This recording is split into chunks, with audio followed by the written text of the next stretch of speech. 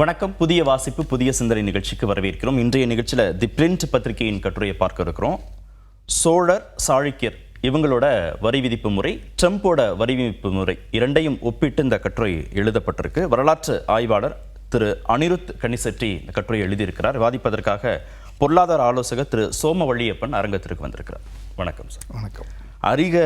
அதிக வரி விதிப்பால உலக அச்சுறுத்துறார் ட்ரம்ப் அப்படின்னு கட்டுரையாளர் தொடங்குகிறார். 2 வாரங்களாக ட்ரம்புடைய வரி விதிப்பு முறை குறித்து உலக நாடுகள் பேசுகிறத நம்ம பார்க்குறோம். அவ்வளவு அச்சமுற்றதாக இருக்கா அவருடைய அணுகுமுறை? மிக அச்சமூட்டுவதாக இருக்கிறது. சாதாரண அச்சம் இல்லை. ஒபாமா பீரியடில் கூட நான் இந்த நிகழ்ச்சிக்கு வருவதற்காக பழைய கட்டுரைகளை பார்த்தேன். ஒபாமா பீரியடில் அவர் பண்ணியிருக்காரு. நம்முடைய இந்தியர்கள் போன்ற பலரும் அவங்க நாட்டுக்கு வர்றதை குறைப்பேன், தடை செய்வேன் எல்லாம் சொல்லியிருக்காரு. நீங்கள் இன்னும் உங்களுடைய சந்தையை எங்களுக்கு திறந்து விடணும்னு சொல்லியிருக்காரு. எப்பயுமே இந்த குரல் இருந்துக்கிட்டே இருக்குது. இந்திய சந்தையை, உலக சந்தையை மொத்தமாக நம்மளுடைய குறிப்பாக நம்ம பேசினா இந்திய சந்தையை எங்களுக்கு திறந்து விடுங்கள் என்று கேட்டுக்கொண்டே இருக்கிறார்கள். நாம் பலவற்றை அனுமதிக்கிறது இல்லை. ஒன்று அனுமதிக்கிறது இல்லை, ரெண்டாவது அனுமதித்தாலும் அதற்கு கூடுதல் வரி போடுறோம். நம்ம சந்தையை காப்பாற்றிக் கொள்வதற்கு ப்ரொடெக்ஷனிசம் வர்சஸ் லிபரலைசேஷன், இது ரெண்டும் இருந்துக்கிட்டே இருக்குது உலகத்தில். இப்போது அது எல்லோரும் கொஞ்சம் மென்மையாக கையாளுவாங்க, நாகரிகமாக பேசுவாங்க, மெதுவாக நடைமுறைப்படுத்துவாங்க. இது எல்லாவற்றையும் மாற்றிவிட்டு ஒரே அடியாக குதிச்சு இப்படி தான் அப்படின்னு ஒரு அதிரடி தெரியுதா? ஆமாம், தடாலடியாக அவர் செய்தது 2 பெரிய நெருக்கடி. பெரிய அளவுகளில் போடுறது, எல்லாருக்கும் போடுறது, உடனடியாக போடுறது. தமிழ்நாட்டுடைய வாணிப முறையோடு ஒப்பிட்டு இந்த கட்டுரை எழுதப்பட்டிருக்கு. குறைந்த வரி தான் உற்பத்தியாளருக்கும் நுகர்வோருக்கும் ரொம்ப சிறந்த அணுகுமுறை அப்படின்னு சொல்லிட்டு, சாளுக்கியர்கள் சாலை வரி போடல, சுங்க வரி போடல, கலால் வரி போடலை அப்படின்னு சொல்கிறாங்க. ஒரு கரிசனம் இருந்திருக்கா, ஒரு எம்பத்தி இருந்திருக்கா சாளுக்கியர்களுக்கு மக்கள் மீது? பெரும்பாலும் 2 அணுகுமுறை இருக்குது. முன்னாடி கூட மன்மோகன் சிங் இருந்தபோது என்ன பண்ணார், திடீரென்று தங்கத்தின் மீது இறக்குமதி தீர்வையை முழுக்க நீக்கினார். எவ்வளோ வேணாலும் உள்ளே வரட்டும், ஏனென்றால் அப்போ கடத்தல் நின்று விடும். கடத்தலை கண்காணிக்கிறதுக்கு, தடுக்கிறதுக்கு நம்ம செய்கிற செலவை விட இது பெட்டர்னு நினச்சார். அதுபோல் எப்பயுமே நீங்கள் வரியை குறைத்தால் நெட்டு பெருசாகும்னு சொல்லுவோம். இன்கம் டேக்ஸ் ஏன் குறைக்கிறாங்க, நிறைய பேரை கொண்டு வரணுன்ற மாதிரி அது எப்பொழுதுமே இருந்திருக்கிறது. சிலர் என்னென்னா நிறைய வாங்குவோம், கொஞ்சம் பேர் கொடுத்தா கூட போதுங்கிற அணுகுமுறை வியாபாரத்துக்கு ஒத்து வராது. இப்போ ட்ரம்ப் எடுத்துருக்கிறது அந்த அணுகுமுறை. ஆனால் நம்முடைய பழந்தமிழர் சாளுக்கியர் அளவோட நமக்கு அதிகமாக தெரிஞ்சது நம்முடைய இலக்கியங்களில் இருக்கிறது. வரலாற்று தரவு இருக்கோ இல்லையோ, இலக்கியங்கள் நல்ல தரவுகள், சங்க இலக்கியம்ல அதுலாம் பார்த்திங்கன்னா நம்ம சோழர்கள் காவேரி பூம்பட்டினத்தை தலைநகராக கொண்டு, இப்போதைய பூம்புகார் அப்போ இருந்து அதான் தலைநகரம், அது ஒரு கடற்கரை நகரம், பெரும் வியாபாரம் ரோமாபுரியோடையும் அங்கேயும் இங்கேயும் நடந்திருக்கு. நிறைய ஏற்றுமதி, நிறைய இறக்குமதி நடந்திருக்கு எத்தனை நூற்றாண்டுகளுக்கு முன்னால். அப்போயும் கூட நீங்கள் வரி நிறைய போட்டிங்கன்னா நிறைய பண்ண முடியாது. வரி ஓரளவுக்கு இருக்க வேண்டும், கட்டுப்பாட்டுக்கு இருக்க வேண்டும், ஆனால் நிறைய போட முடியாது. இந்த வர்த்தக நடைமுறையவே சோழர்கள் ரொம்ப எளிதாக்குனதாக கட்டுரையில் சொல்கிறார். சொல்லியிருக்காரு. இதில் குறைந்த வரியே உற்பத்தியாளருக்கும் நுகர்வோருக்கும் சிறந்ததுன்னு கட்டுரையாளர் சொல்கிறார்.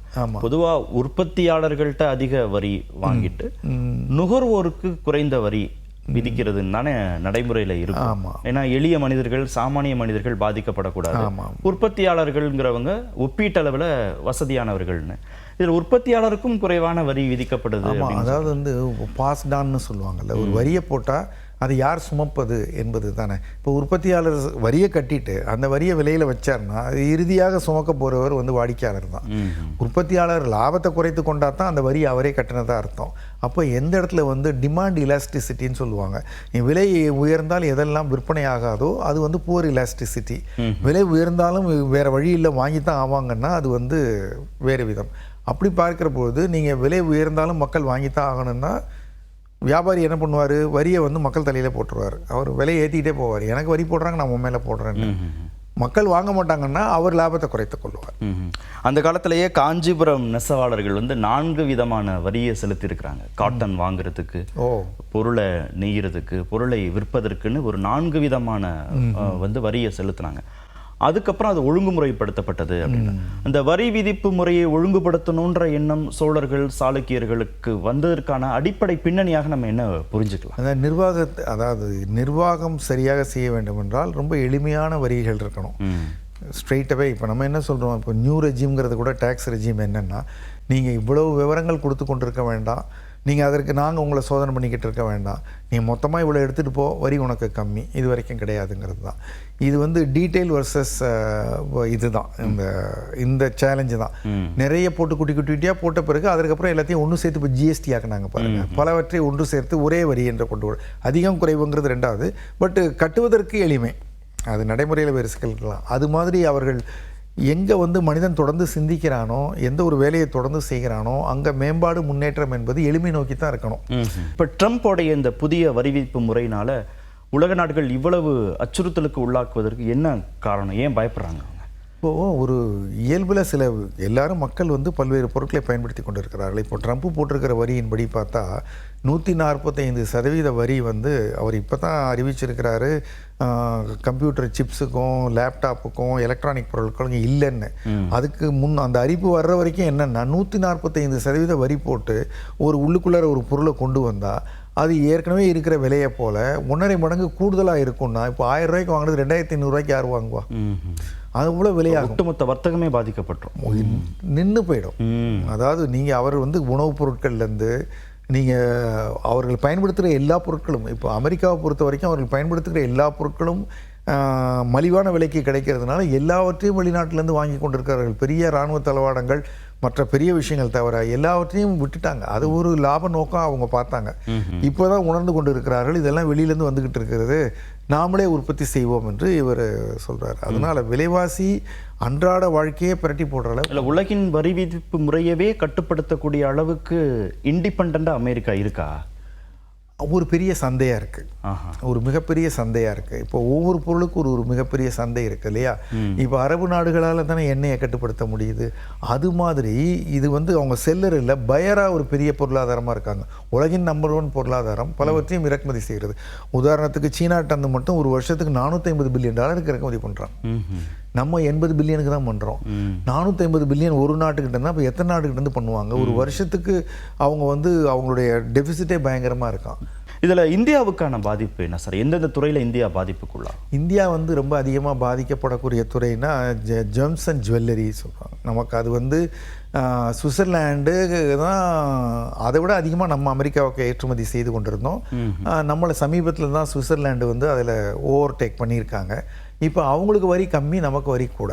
அப்படிங்கிற பொழுது 2 பேரும் ஓட்டம் ஓடிக்கிட்டு இருக்கையில் நிறுத்திட்டு, ஓட்டப்பந்தயத்தை நிறுத்திட்டு சுவிட்சர்லாண்டை தூக்கி ஒரு 10 அடி முன்னாடி வச்சுட்டாரு. நீ ஓடு, அங்கேருந்து ஓடுங்கிறார். அவனுக்கு வரி குறைவு, நமக்கு கூட. இப்போ அவனுடைய பொருள் வந்து அங்கே விலை கம்மியாக இருக்கும், நமக்கு அது டிஸ்அட்வான்டேஜாக இருக்கும். ஓகே, இறுதியாக இது எப்படி உலக நாடுகள் இந்த அழுத்தத்தை எதிர்கொள்ள போகிறாங்க, இந்தியா உட்பட?